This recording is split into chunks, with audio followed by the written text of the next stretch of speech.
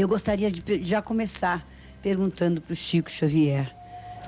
Chico, você é uma criatura que em toda a sua vida não fez outra coisa senão fazer o bem, se dar ao próximo. Nunca houve um momento na sua vida em que você disse assim: estou cansado, vou parar, não quero mais me preocupar com o meu semelhante. Hebe, a sua bondade é imensa. Eu devo dizer que não me sinto na condição de alguém que fez ou faz o bem, mas durante toda a minha vida procurei sempre cumprir com o meu dever diante da comunidade e diante da minha própria consciência. Então, tenho, graças a Deus, muita tranquilidade em minha vida interior.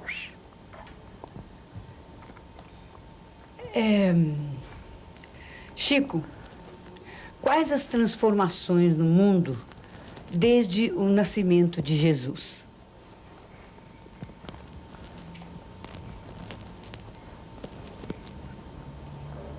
Os espíritos amigos sempre me explicam que as transformações da Terra, desde o tempo de Jesus, são gradativas.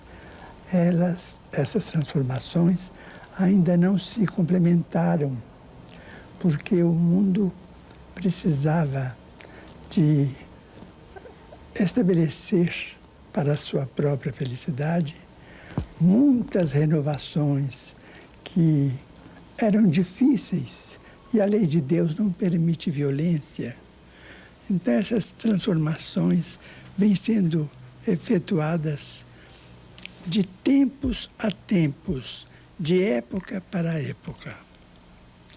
Essas transformações que nós vemos, toda a melhoria espiritual na humanidade decorre do tempo de Jesus para cá.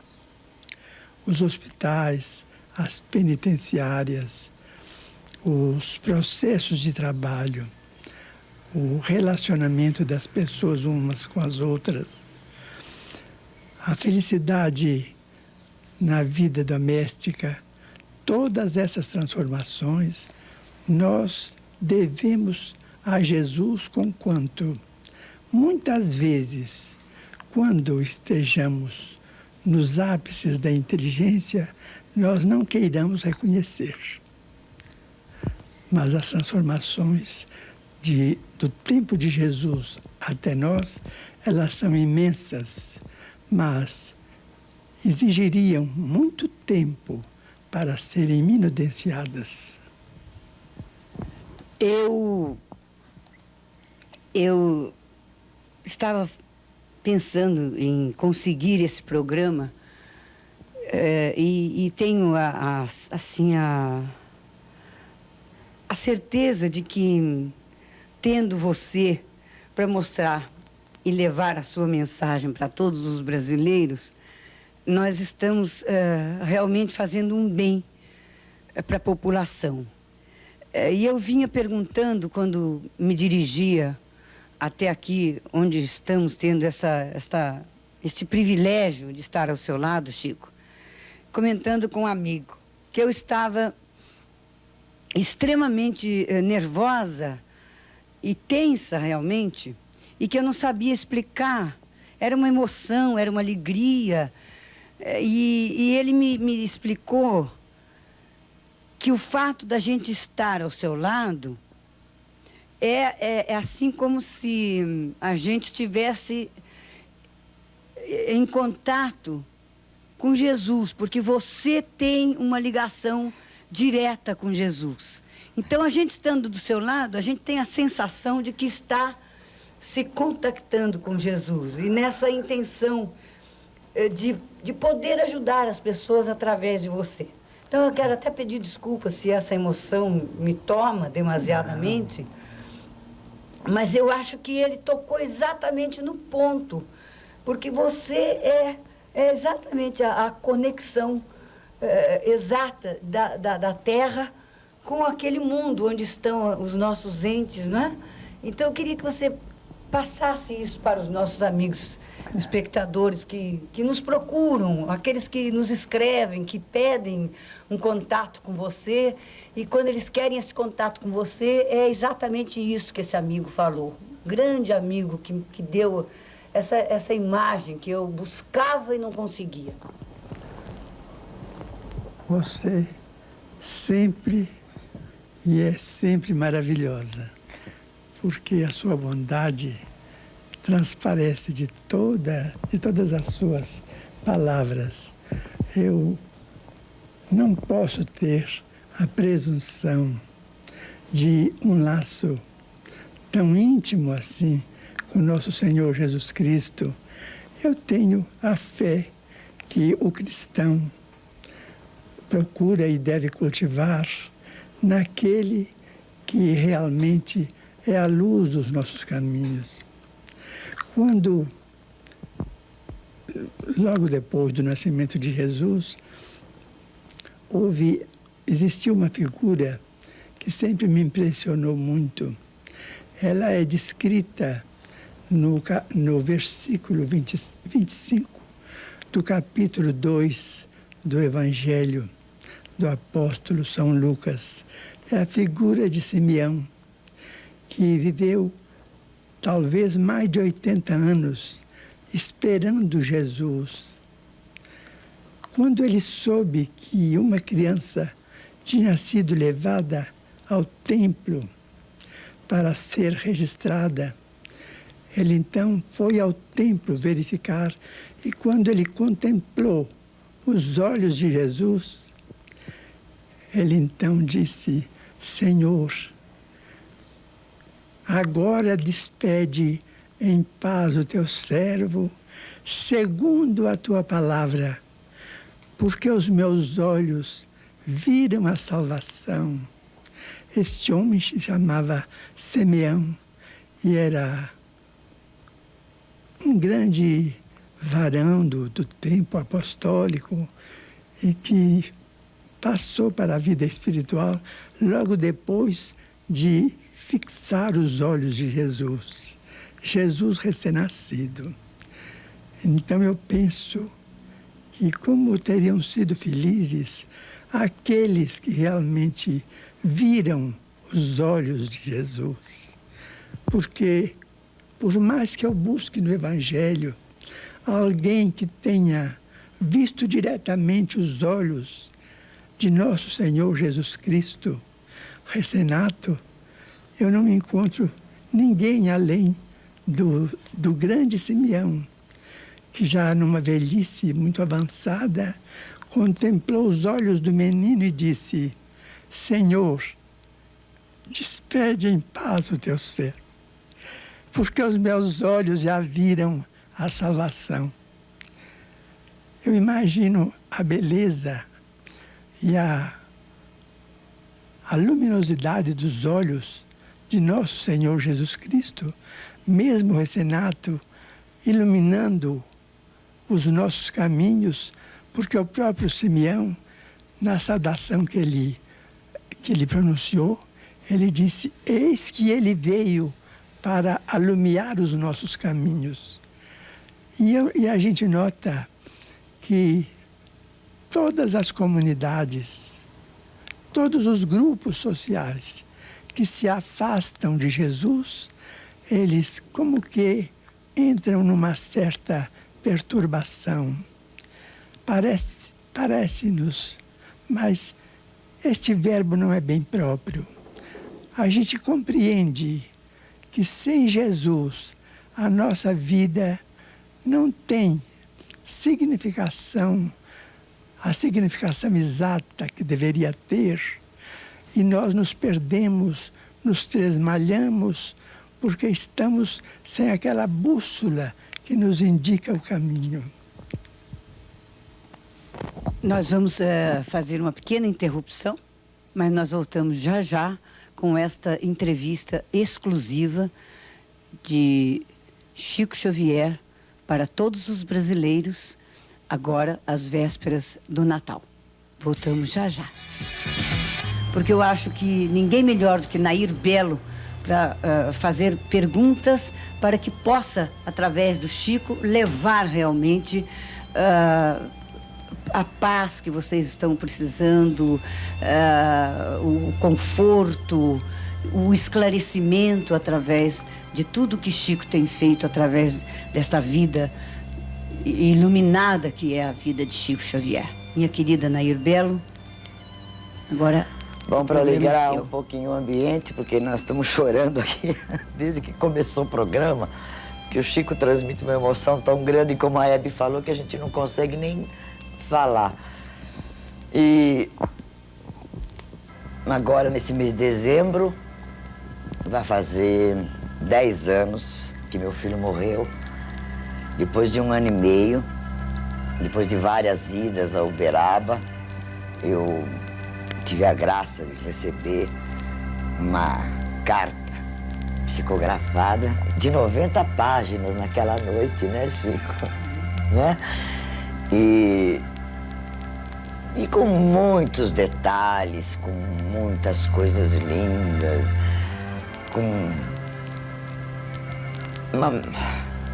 Claro que eu fico comovida, se me desculpem, mas para mim foi muito bom. Porque eu aprendi com o Chico Xavier e com a mensagem também que a gente tem mais que tudo na vida ter fé em Deus. Então o Chico, mais do que a mensagem, ele me ensinou isso. Que se você tem família, se você tem outros filhos, você tem que fazer até uma força sobre-humana para superar essa dor que é a perda de um filho, que é para o resto da família não sentir.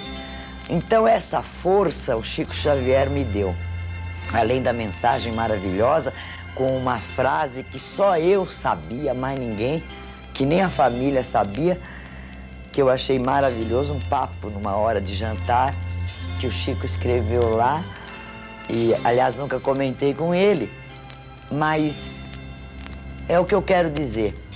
Antes da mensagem, a força que ele me deu. A força de dizer que eu tenho que acreditar em Deus, que Ele está lá e que nós temos uma família e temos que continuar a cuidar dela. Não é, Chico? É verdade. É verdade. Bom, então agora eu aproveito e quero fazer uma pergunta, porque você estava falando sobre Jesus Cristo. E eu queria perguntar para você, e as pessoas que não acreditam em Jesus Cristo?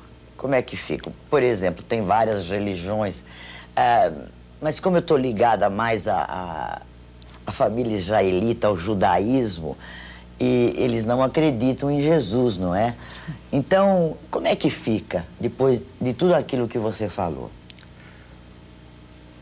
Eu tenho aprendido com os amigos espirituais que o Antigo Testamento é o símbolo do homem batendo as portas da providência divina, pedindo uma revelação de luz para que a estrada da criatura humana seja iluminada.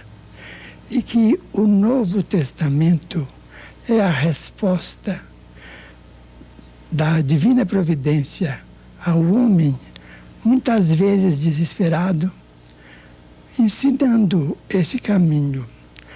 Os profetas significam a pergunta e Jesus a resposta.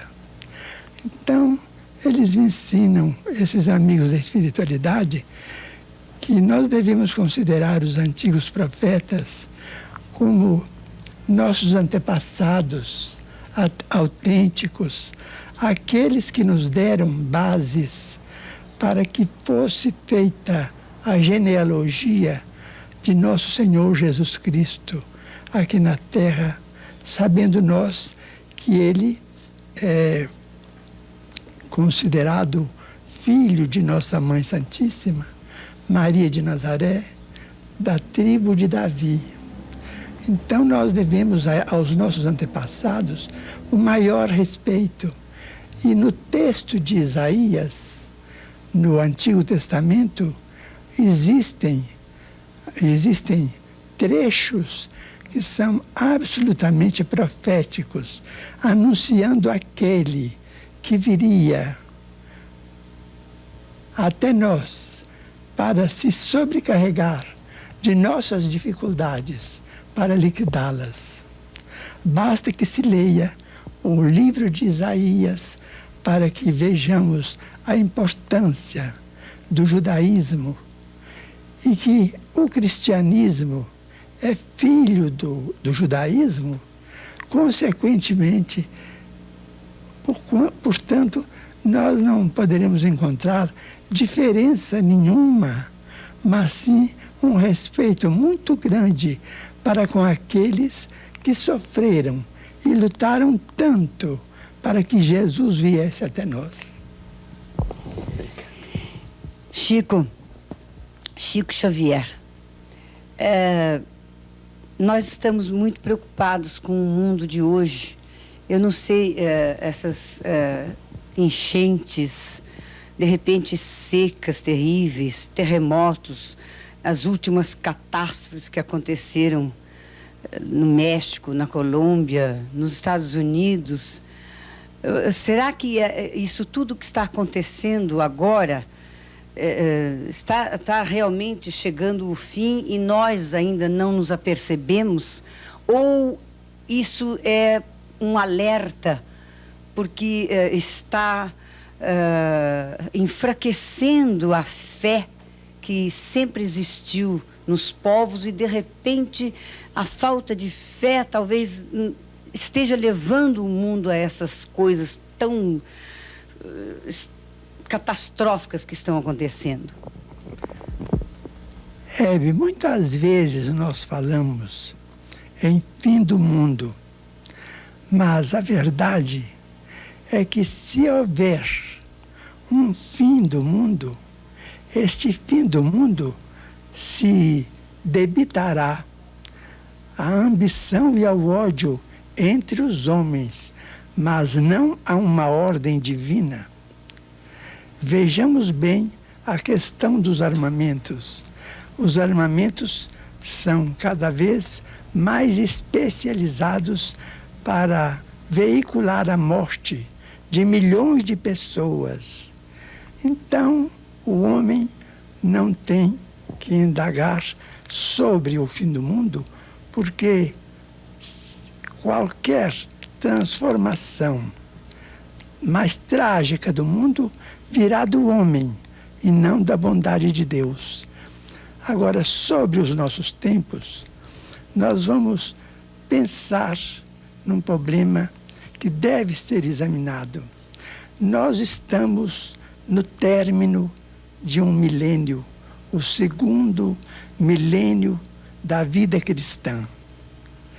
Este segundo milênio foi caracterizado por guerras quase que constantes, sendo que a primeira durou 195 anos, em que os homens se exterminaram uns aos outros, criando dificuldades kármicas para a humanidade muito grandes. Foram as guerras das cruzadas. Elas persistiram pelo espaço de quase 200 anos, de mais ou menos de 1098 a 1229, mais ou menos por aí.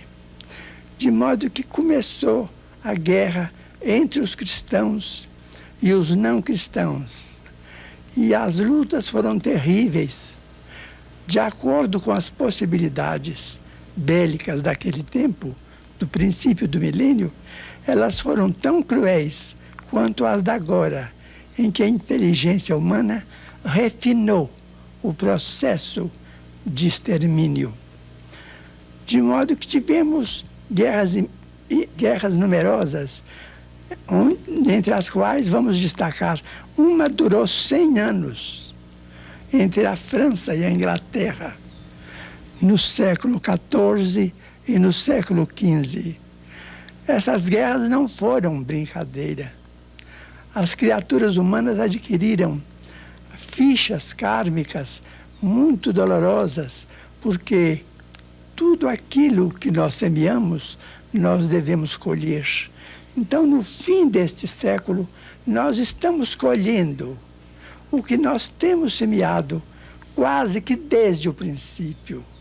Agora, tivemos agora, ao que nos parece, se é verdade que a imprensa, se é verdade o que a imprensa veiculou sobre o encontro de Genebra, os maiores estadistas, os chefes das superpotências, eles combinaram em que não se deve endossar nem praticar a guerra nuclear, porque nessa guerra nuclear não haverá vencedores.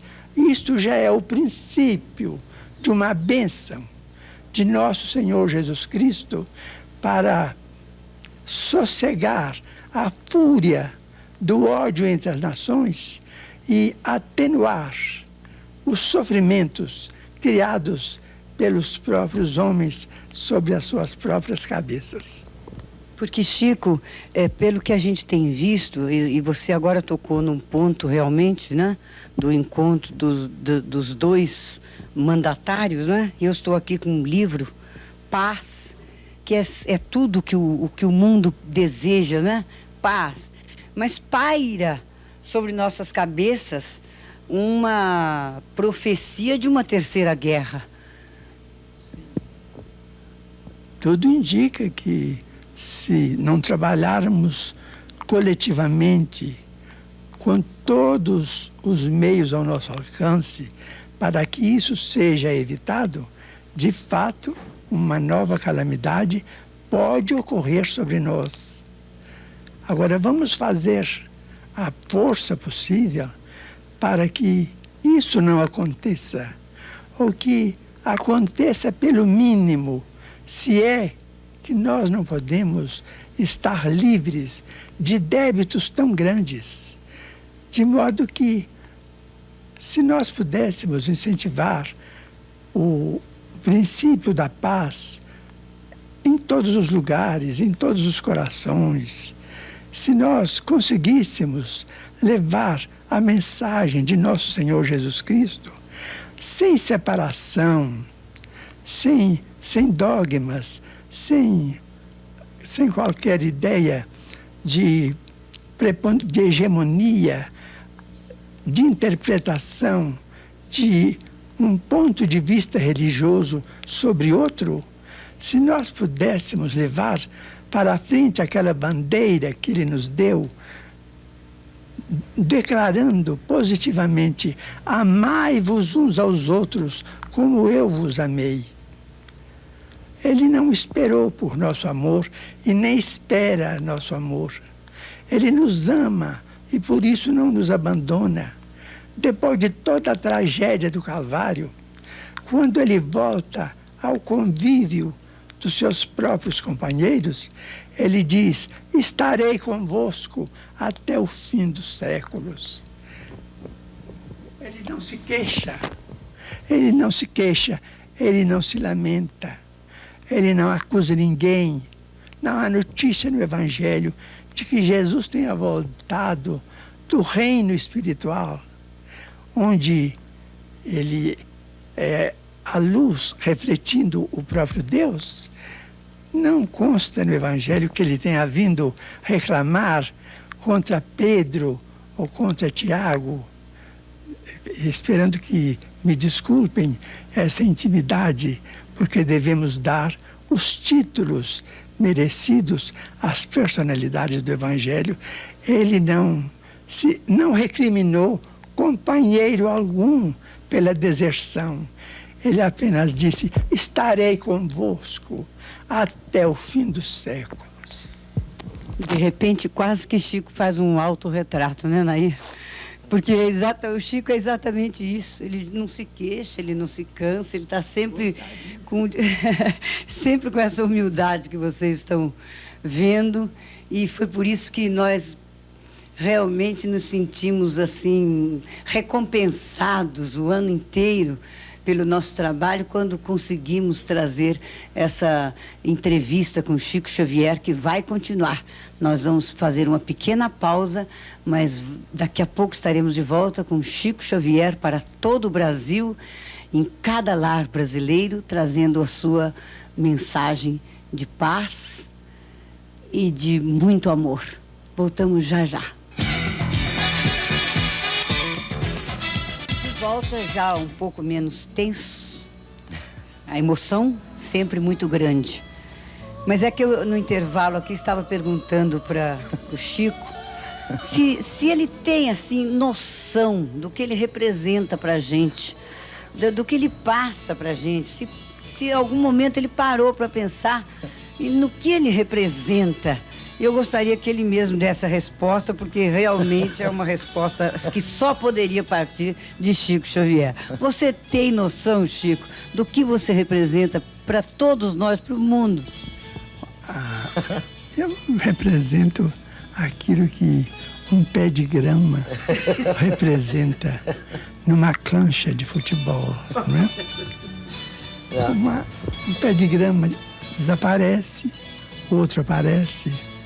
Se entrar um animal, naturalmente vai consumir aquela grama, né?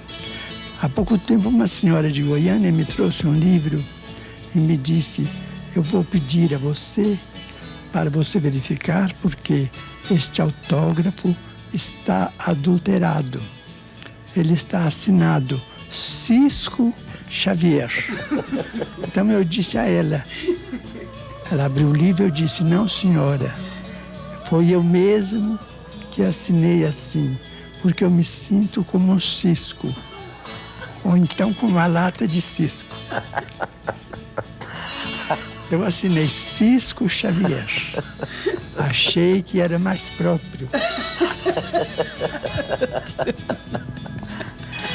O Chico é muito bem-humorado. É que a gente está acostumada a só levar assunto sério, a bater papo sério, mas o Chico gosta de piada. Com alegria, né? Claro, o Chico gosta de piada, ele gosta da risada. Estamos rindo agora de um pé de capim. Mas é como o Irineu, meu marido, fala: você já é uma árvore bem grande e nós somos a graminha. É isso aí. Bom, mas agora eu vou voltar ao assunto sério, Hebe. Vamos voltar ao assunto sério.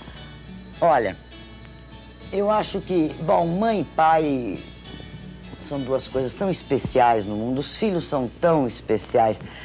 Eu, por exemplo, acho que para toda mãe, para todo pai, o filho é a coisa mais importante que existe na vida. A gente faz tudo por eles, mesmo que eles não retribuam mais tarde, mas a gente dá tudo. Não faz esperando retribuição. Não faz esperando, dá tudo. Eu contei que eu perdi meu filho de 20 anos, e quantas mães que eu conheci em Uberaba, que também perderam, tinha mãe que tinha perdido 2, 3. Agora, eu queria perguntar para você, uma família, um pai e uma mãe, que uma criança, porque eu vi muitas crianças excepcionais lá em Uberaba, muitas. Então eu gostaria de saber se uma criança excepcional é karma, que a gente diz, né, em termo espiritual, karma, o sofrimento é dos pais ou da criança?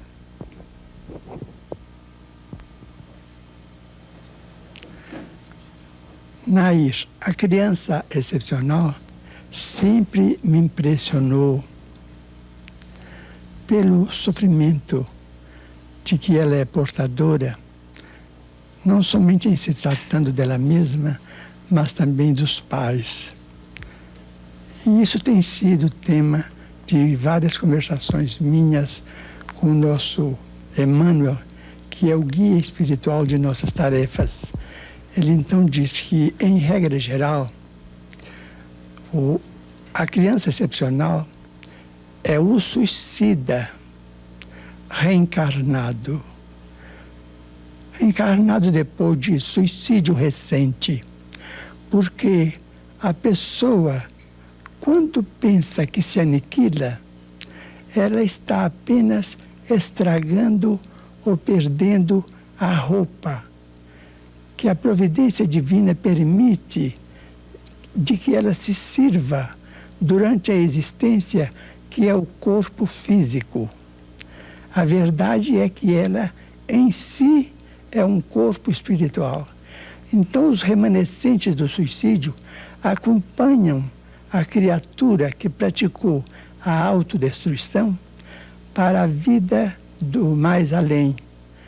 Lá ela se demora algum tempo, amparada por amigos, que toda criatura tem afeições por toda parte, mas volta à Terra com os remanescentes que ela levou daqui mesmo após o suicídio. Se uma pessoa espatifou o crânio, se o projétil atingiu o centro da fala, ela volta com a mudez. Se atingiu apenas o centro da visão, ela volta cega. Mas se atingiu determinadas regiões mais complexas do cérebro, ela vem em plena idiotia. E aí os centros fisiológicos não funcionam. A endocrinologia teria de fazer um capítulo especial para estudar uma criança surda, muda, cega, paralítica, porque aí a criatura feriu a vida no santuário da vida, que é a parte mais delicada do cérebro. Se ela suicidou-se, mergulhando-se em águas profundas, ela vem com a disposição para o enfisema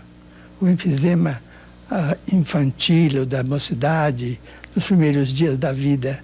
Se ela, por exemplo, se ela se enforcou, ela vem com a paraplegia depois de uma simples queda, que toda criança cai do colo da ama, do colo da mãezinha. Então, quando o processo é de enforcamento, a vértebra que foi deslocada no enforcamento vem mais fraca e numa simples queda a criança é acometida pela paraplegia. E nós vemos por aí outras crianças que vêm completamente perturbadas. A esquizofrenia, por exemplo, que é o suicídio depois do homicídio. O complexo de culpa adquire dimensões tamanhas que o quimismo do cérebro se modifica e vem a esquizofrenia com uma doença verificável, porque através dos líquidos expelidos pelo corpo é possível detectar os princípios da esquizofrenia. Mas a esquizofrenia é o homicida que se fez suicida, porque o complexo de culpa é tão grande, o remorso é tão terrível, que aquilo se reflete na própria vida física da criatura durante algum tempo ou muito tempo. Mas uma criança retardada, ela sente o que a mãe e o pai falam para ela, por exemplo? Palavras de amor ou palavras sem amor, bruscas? Ela sentem, ouvem, registram e sabem de que modo estão sendo tratadas. Elas são profundamente lúcidas na intimidade do próprio ser. A criança vem somente com aqueles que têm capacidade para amá-la e ajudá-la a passar aquele transe temporário de 13, 20, 30 anos, que geralmente os excepcionais desencarnam muito cedo. Só com criaturas. A certa feita, uma senhora em Uberaba nos procurou e me disse: mas eu sou mãe dessa criança excepcional, eu me sinto uma criatura amarga, sofro muito com isso. E o que Emmanuel disse para mim? Ele disse assim: minha filha, a maternidade é um privilégio que Deus concedeu à mulher. Então, toda mulher desfruta deste privilégio da providência divina. Mas os filhos excepcionais são confiados tão somente às grandes mulheres que têm capacidade de amar até o infinito. Eu sou obrigada a interromper por alguns minutos essa entrevista, porque acho que não precisa explicar, né? Não precisa explicar. Mas nós vamos voltar já com Chico Xavier neste nosso programa especial para Natal, para todas as famílias brasileiras e para todos os estrangeiros que moram no Brasil e que nós temos assim o prazer todas as semanas de poder entrar em vossos lares. E isto hoje para nós representa assim como um presente de Natal que estamos oferecendo a vocês pelo ano de 85, por tudo que vocês nos ofereceram de alegrias, de índices, de mensagens, de pedidos. Então eu acho que essa foi a maneira que nós encontramos de retribuir tanta coisa boa que vocês nos proporcionaram. E eu acho que melhor do que Chico Xavier dentro da sua casa nós não encontraríamos realmente. Nós voltamos já. Ô Chico, me conte uma coisa. Existirá algum significado especial no nome de Jesus? Você poderia citar assim para todos nós um fato pessoal do seu conhecimento? Eu peço licença para contar alguma coisa a respeito. Aí, por volta de 1953 até 59, quando mudamos para Uberaba, nós sempre, desde muitos anos, fazíamos assistência. Uma assistência carinhosa de levar uma oração ou a expressão de fraternidade a doentes, a necessitados. Quando uma senhora nos pediu para visitar a irmã dela, que tinha se tornado hemiplégica e muda. A moça, de uns 40 anos, chamava-se Valéria. Então fomos a primeira vez, nós fazíamos sempre aos sábados. Então íamos visitar Valéria, levávamos um pedaço de bolo, algumas balas, isso que se dá a uma criança, porque a gente não podia fazer mais. Mas visitávamos Valéria com muito carinho e eram diversas casas e Valéria estava numa delas. A irmã dela chamava-se Dona Laura. A casa se erguia no lugar onde, em Pedro Leopoldo, se construiu o recinto das exposições pecuárias. Eu estou explicando porque alguém na minha cidade poderá perguntar onde estava esta casa. Estava no lugar onde está hoje o recinto das exposições pecuárias. Então visitávamos todos os sábados. Durante uns 6 anos visitávamos Valéria e levávamos uma prece.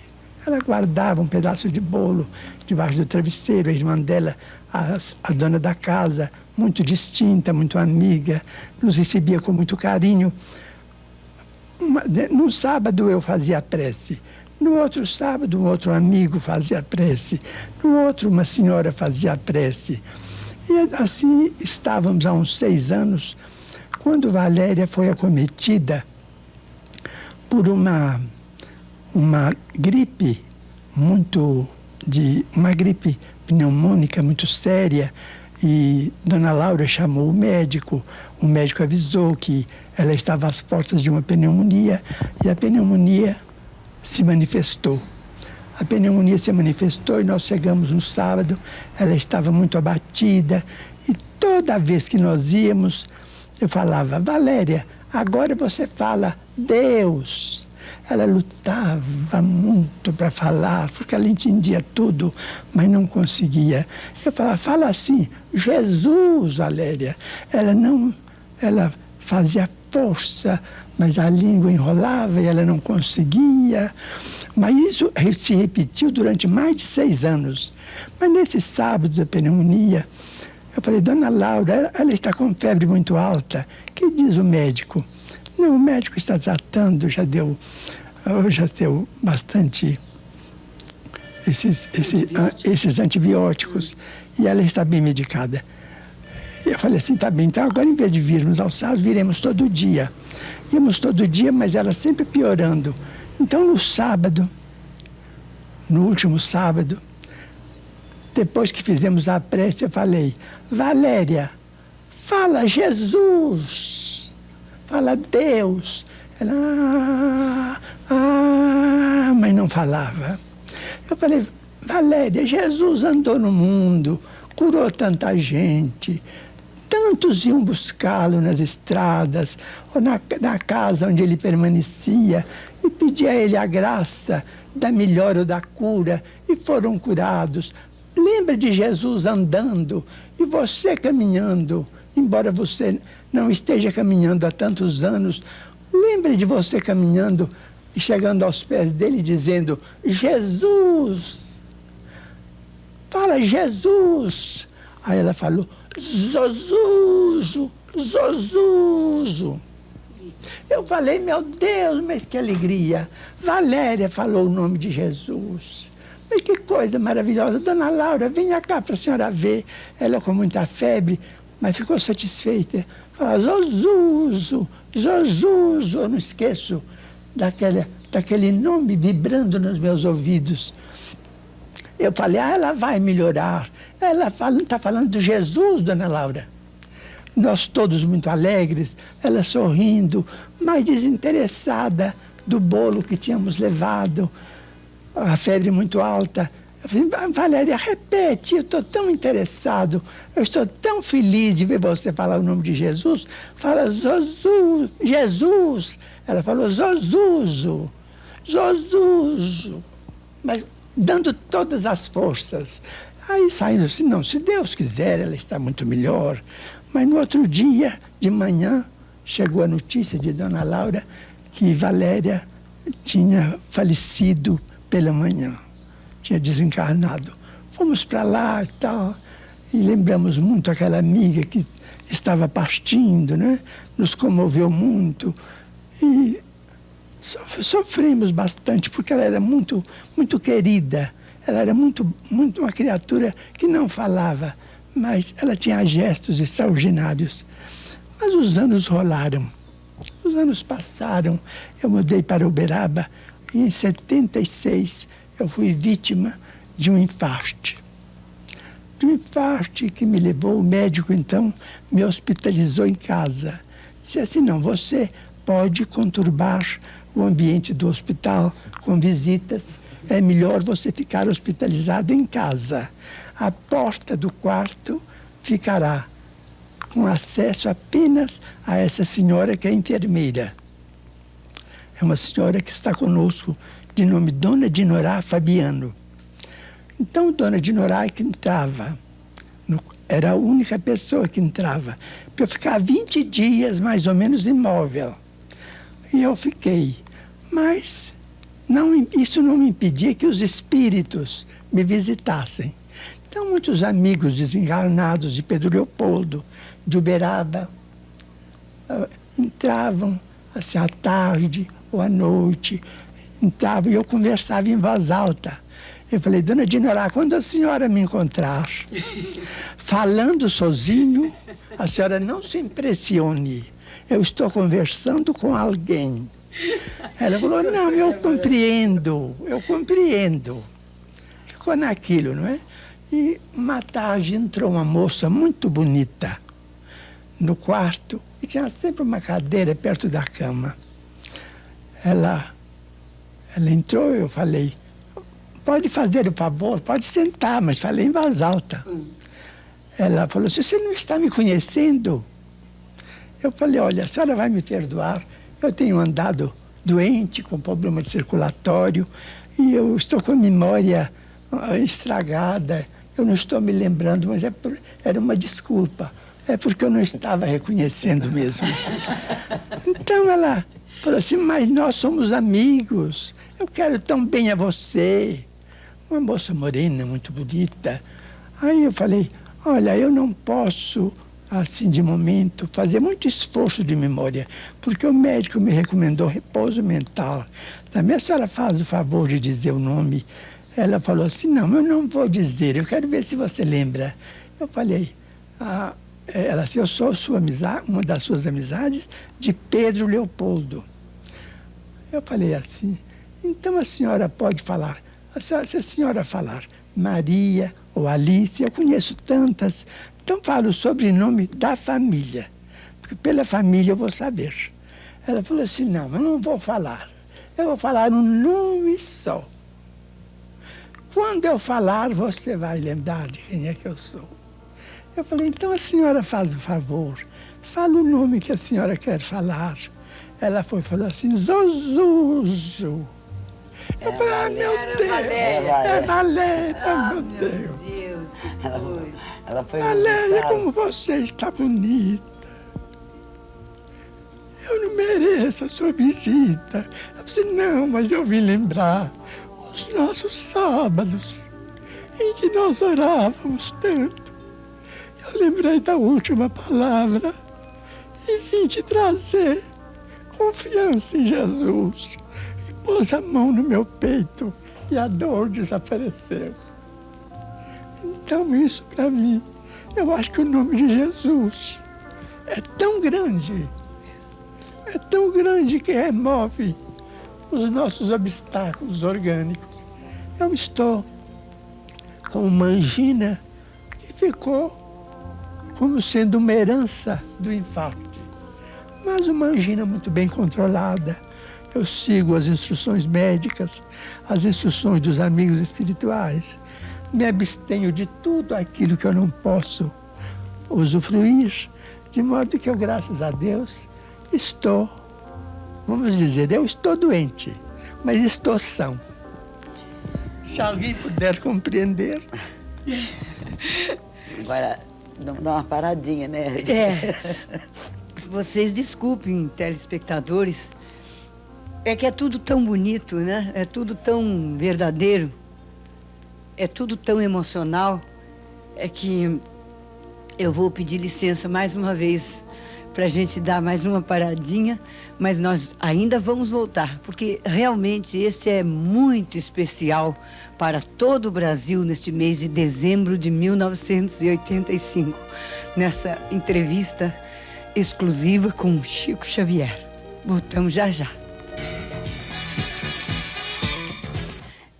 Numa das respostas do Chico, quando ele mesmo falou sobre o encontro do Reagan e do Gorbachev sobre as guerras, não é?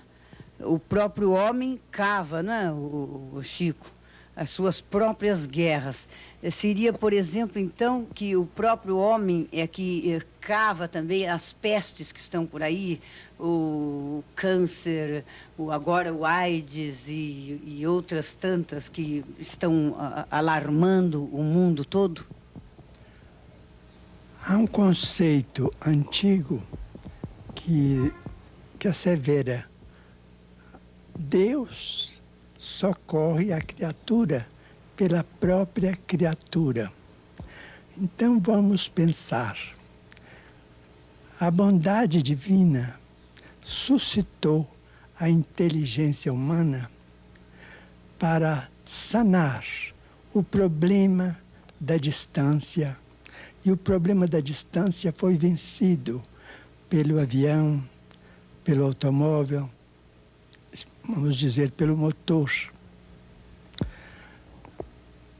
a misericórdia de Deus inspirou a inteligência humana e o homem venceu uma peste como sendo a varíola através da vacina, e o homem se libertou da febre amarela, da peste bubônica, da varíola e de outras moléstias consideradas quase que irreversíveis ou fatais.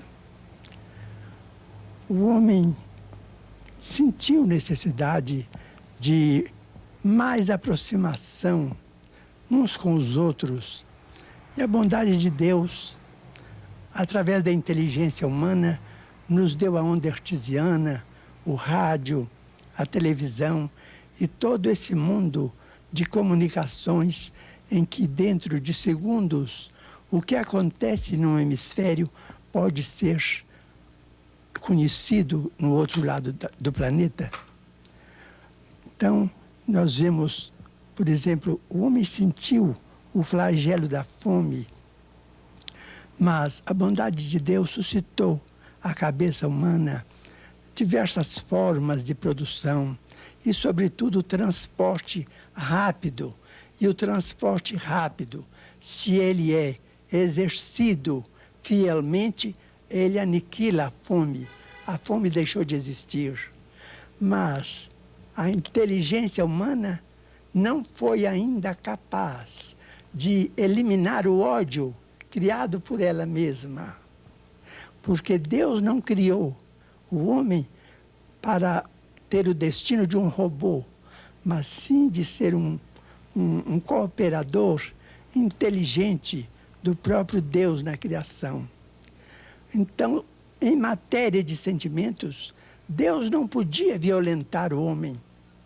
A guerra se deve ao ódio entre os povos, que ainda não foi vencido, porque Deus não é pai de violência, mas sim pai de infinito amor, e deixa por conta dos seus filhos a necessidade, a solução das necessidades da confraternização geral entre todos, o amor entre todos, a simplicidade, a humildade, a bondade, a compreensão humana, para que a violência seja banida da terra. Enquanto o homem odiar, enquanto houver ressentimento no coração de alguém, porque o ressentimento é um pedacinho da guerra. Enquanto houver ressentimento, então nós somos obrigados a considerar que devemos esse flagelo ao homem considerado aos homens e às senhoras do mundo, porque ele não é problema que pudesse vir um auxílio exterior para ser exterminado, porque tudo que é perigo exterior, Deus tem suscitado a ciência humana, os recursos para que esses perigos sejam eliminados. Então, todas essas manifestações dolorosas de guerra, de separação, de violência, isso tudo, nós somos os responsáveis por elas, porque elas nascem do nosso sentimento. Agora, as doenças, mesmo as que hoje são consideradas perigosas, como sendo o AIDS, por exemplo, e outras doenças, nós confiamos em Deus, que a ciência vai descobrir meios de vacinação, de imunização das criaturas, e todos os males físicos, como o câncer, serão debelados, porque também a tuberculose e a lepra foram debelados.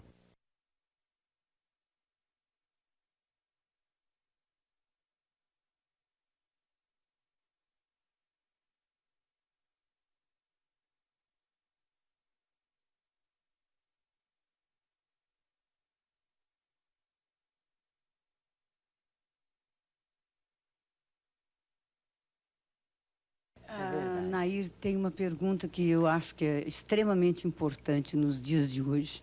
Chico, eu gostaria de saber por que que os jovens estão se entregando, os jovens e não jovens, estão se entregando tanto ao tóxico de uma maneira tão desordenada. Eles perderam completamente a noção das coisas. É o tóxico, vamos dizer, é um irmão mais inteligente da nossa cachaça, né? Nós também, através do álcool, através de gerações e gerações, temos perdido muita gente através do álcool. Agora, os espíritos consideram, e nós também acreditamos, que essa fascinação pelo tóxico é a necessidade de amor que a criança e o jovem sente naturalmente no seu próprio desenvolvimento. Chico, desculpe, é isso que eu queria saber. Se você acha que o jovem, digamos, que apela para o tóxico, a gente pode considerar uma pessoa carente. Carente. O jovem que se abandona ao tóxico, habitualmente ele pode estar com mesadas muito grandes, mas está sem o carinho e sem o calor paterno, materno. Isso é muito sério na vida de quem está começando a existir neste mundo. É que muitos pais pensam que carinho e amor é dar mesadas tudo, mesadas grandes. Às vezes a privação do dinheiro e a doação de trabalho digno é que vai construir uma existência feliz.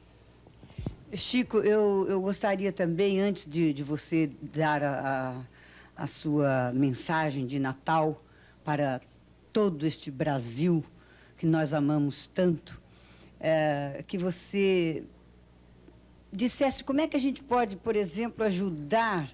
Eu sei que foi ajudado no caso de um julgamento de uma pessoa que parece que assassinou a mulher e através de uma carta psicografada ele foi absolvido, né? Inocentou o criminoso. E a gente sabe, assim, às vezes, de tantos casos de desencontro entre os casais, não é? De repente, uma desarmonia, e a gente tenta ajudar e não sabe como.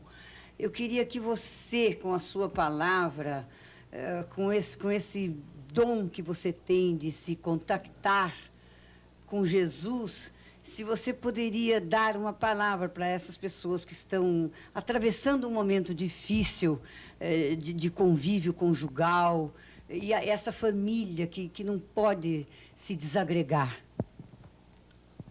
Nós temos um problema a resolver nestes casos de imunização espiritual. A imunização espiritual é sempre feita com a palavra centralizada no bem e com esquecimento de todo o mal. Se nós não falarmos coisa alguma a respeito de algum pequenino erro de alguém, aquilo não segue para adiante, porque nós devemos ser estações terminais de toda a fofoca. Porque a fofoca é hoje um instrumento interessante, né? Até engraçado. Mas a fofoca também mata, né? Também. Agora, o caso de Campo Grande, as nossas sessões não são sessões de provocar manifestações. Nós estudamos o Evangelho, comentamos o ensinamento de Cristo e nos colocamos à vontade de algum amigo espiritual que queira se comunicar. A reunião era feita, talvez ali, com umas 400 a 500 pessoas. Algumas do lado de fora, quando essa senhora muito jovem se comunicou para o marido chamado João de Deus. O terceiro sobrenome eu não me lembro. Então falou com ele que se lembrava exatamente do dia em que eles estavam chegando de uma festa e que ele, ao retirar o cinto de que eles se tinham unido, porque eles tinham feito uns 6 quilômetros ou 8 quilômetros de viagem para ir a uma festa de aniversário, não sei, parece que era uma festa de aniversário. E ele, então, temendo a atualidade, os assaltos da atualidade, se muniu de um revólver e pôs no cinto. Então, que ela se lembrava perfeitamente da noite em que eles chegavam, em que ela se sentou na cama e que ele, ao retirar o cinto, o gatilho esbarrou em algum corpo que nem ela nem ele poderiam determinar. E o tiro saiu e veio sobre ela, e que ele era inocente de tudo aquilo. Que ela partiu deste mundo lamentando aquele acidente. E que, como ela sabia que ele estava a vésperas de julgamento, que ela pedia muito a Deus para que os juízes e para que os jurados considerassem a inocência dele, ele que tinha feito um segundo casamento e que era pai de um filho, porque o casamento dele com a comunicante era recente, ela não teve filhos, mas que o lar dele estava formado, ele era agora pai, que ela pedia a misericórdia de Deus que atuasse no cérebro dos juízes e dos jurados, para que ele fosse libertado, para que essa senhora, que era a segunda esposa dele, e o filhinho, a criança, não sofressem privações com a ausência dele, que ele marchasse com a inocência dele para o julgamento, mas que Deus havia de abençoá-lo, que Jesus havia de lembrar dele. Então eu soube, depois não soube de mais nada, senão pelo jornal, que os 7 jurados deram o voto a favor dele. A favor. E ele foi liberto. E agora você me lembrou uma coisa que você sempre diz, que as pessoas que estavam lá e que viram, e o Chico sempre diz pra gente, que o telefone não toca daqui para lá. É sempre de lá para cá. Que não adianta a gente querer insistir em querer falar com...